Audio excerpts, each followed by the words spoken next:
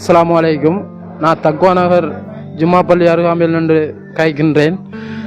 நான் 2004/12/26 அன்று நடைபெற்ற சுனாமி அனர்த்தத்தினால் நான் கடலுக்கு சென்றிருந்தேன். வீட்டில் வந்து பார்த்தபோது எனது அம்மாவும் எனது தங்கச்சும் மரணித்திருந்தார்கள். அதை எடுத்து அடக்கம் செய்துவிட்டு நாங்கள் பெரும் துன்பத்துக்கு மத்தியில் இருக்கின்றோம். ஆகையால் இதை பார்க்கின்ற அனைத்து உள்ளங்களும் இதில் மரணித்த அனைவருக்கும் துவா பிரார்த்தனையில் ஈடுபடுமாறும் அவர்களுடைய ஜன்னத்துல் ஃபிர்தௌஸ் என்னும் சுவனத்தை வழங்குவாய் என்று கேட்டு இதன் அடிப்படையில் இன்று தக்வா நகர் ஜும்மா பள்ளியில் நடைபெற்ற இந்த சுனாமி நாளத்தினால் பாதிக்கப்பட்ட மரணமடைந்த அவர்களுக்காக துவா பிரார்த்தனை நடைபெற்றது. தொடர்ந்து இதில் மரணித்த அனைத்து உள்ளங்களுக்கும் ஜன்னத்துல் ஃபிர்தௌஸ் என்னும் சுவனத்தை இவர்களுக்காக வெளிநாட்டில் உள்ளவர்களும் உள்நாட்டில் உள்ளவர்களும் இவர்களுக்காக பிரார்த்தனையில் ஈடுபடுமாறும் அன்பாக வேண்டிக் கொள்கின்றேன் என கேட்டு விடைபெறுகிறேன். அஸ்ஸலாமு அலைக்கும் வரஹ்மத்துல்லாஹி வபரகாத்துஹு.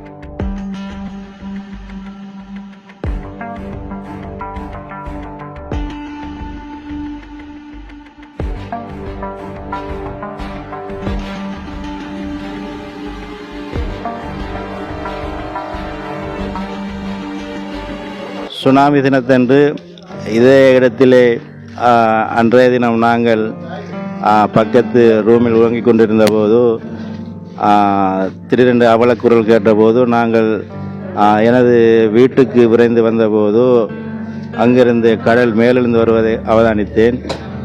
அந்த சமயத்தில் நாங்கள் ஒரு இளம் வயது ஆக்கள் இருந்த காரணத்தினால் எனது சாட்சியின் கைக்குழந்தை தூக்கி கொண்டு இதில் இலகு பாதை ஊடாக இந்த போக்கை கடந்து அல்மா ஸ்கூலை அடைந்தோம்.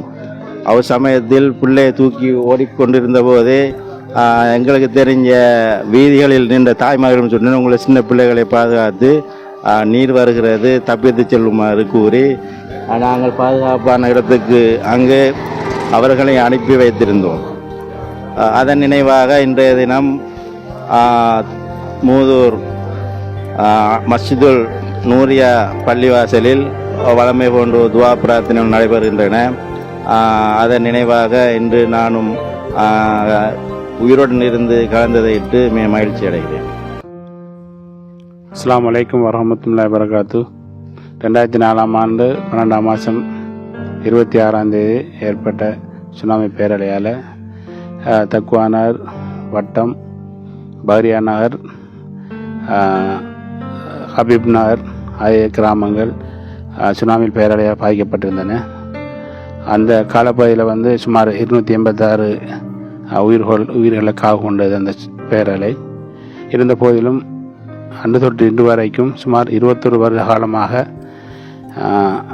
வருடம் சுனாமி ஞாபகார்த்தமாக நாங்கள் பள்ளியில் துவா பிரார்த்தனை, அது மட்டுமல்லாமல் வறுமை கோட்டுகளை வாழ்கின்ற பிள்ளைகளுக்காக படிப்பதற்காக கொப்பி, பேக், அந்த கற்பித்த உபகரணங்கள் எங்களுடைய ஈராக்கி ஸ்போர்ட்ஸ் கிளப்பால் நாங்கள் வழங்கி கொண்டிருக்கின்றோம். இந்த முறையும் அந்த நிகழ்வு ஏற்பாடு செய்யப்பட்டிருக்கு. 200 பிள்ளைகளுக்கான மதிய உணவும் அதில் பிள்ளைகள் படிப்பதற்காக 200 பேக்கும் கொடுக்கறதுக்கான ஈராக் விளையாட்டு கழகத்தால் ஏற்பாடு செய்யப்பட்டிருக்கு. அந்த வகை நாளைக்கு இன்ஷா அல்லாஹ் காலையில் 8:30 மணி அளவில் தக்வானா ஜும்மா பள்ளியில் வந்து துவா பிரார்த்தனையோடு அந்த ஏற்பாடு செய்யப்பட்டிருக்கிறது. அது மட்டுமல்ல, சுனாமியால் பாதிக்கப்பட்ட காலம் 21 வருஷம் கடந்தும் கூட இன்னும் வீடெடுக்காத மக்கள் வந்து மிக இரத்த கண்ணீரோடு பாதிக்கப்பட்டிருக்கிறார்கள். ஏனென்றால் அன்று அடித்து கொடுத்த 6 மாதம் சொல்லி அடித்து கொடுத்த டெம்பரரி கட்டில் இன்னும் அந்த ஜனங்கள் வாழ்கிற காலப்பகுதியில் இருந்து கொண்டிருக்கின்றார்கள். உண்மையில் அவர் கஷ்டத்தில் வாழ்கின்றார்கள். கிட்டத்தட்ட நான் நினைக்கின்றேன் 56 பேருக்கு மேற்பட்ட குடும்பங்களுக்கு வீடு கொடுக்க வேண்டிய தேவைப்பாடு இருக்கின்றது.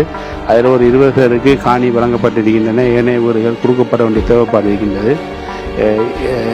எத்தனை பிரதேச செயலாளர் வந்தாலும் கூட நாங்கள் வந்து எங்களை ஒரு அமைதி பேராட்டமாக பேரணியாக பேசி அவங்கள்ட்ட பல பிரதேச செயலத்தில் நாங்கள் மாய்ச்சல் கொடுத்தாலும் கூட அதுக்கான தீர்வு கிடைக்கப்படுவதில்லை. ஆகவே அரசாங்கம் இதை கண்டும் காணாமல் இருக்காமல் அதுக்கான அந்த மக்களுக்கான அந்த சுனாமி வீட்டை பெற்றுக் கொடுக்க வேண்டிய தேவைப்பாடு இருக்கின்றது. ஏன்னா 6 மாதம்னு சொல்லி அடித்து கொடுத்த நண்பர்களில் மக்கள் வந்து மிக கஷ்டத்தோடு வாழ்ந்தார்கள். 2 குமர்கள் வச்சிருக்கிறார்கள். கல்யாணம் முடிச்சு கொடுக்க கஷ்டம் இழப்பாடு அந்த வீடு வாசல் இருந்தால் தான் அந்த பிள்ளைகளை திருமணம் முடிச்சு கொடுக்க இயலும். ஆகவே அதை அவசரமாக சம்பந்தப்பட்ட அதிகாரிகள் அதுக்கான தீர்வை கேட்டுக்கொள்வதோடு ஒவ்வொரு வருடமும் அந்த பிரதேசத்தில் வந்து அனைத்து மக்களும் ஒன்றிணைந்து சுனாமி ஞாபகார்த்தமாக துவா பிரார்த்தனை செய்வது வழமை. அந்த வகையில் இன்ஷா அல்லாஹ் நாளையும் ஒரு ஏற்பாடு செய்திருக்கின்றோம்.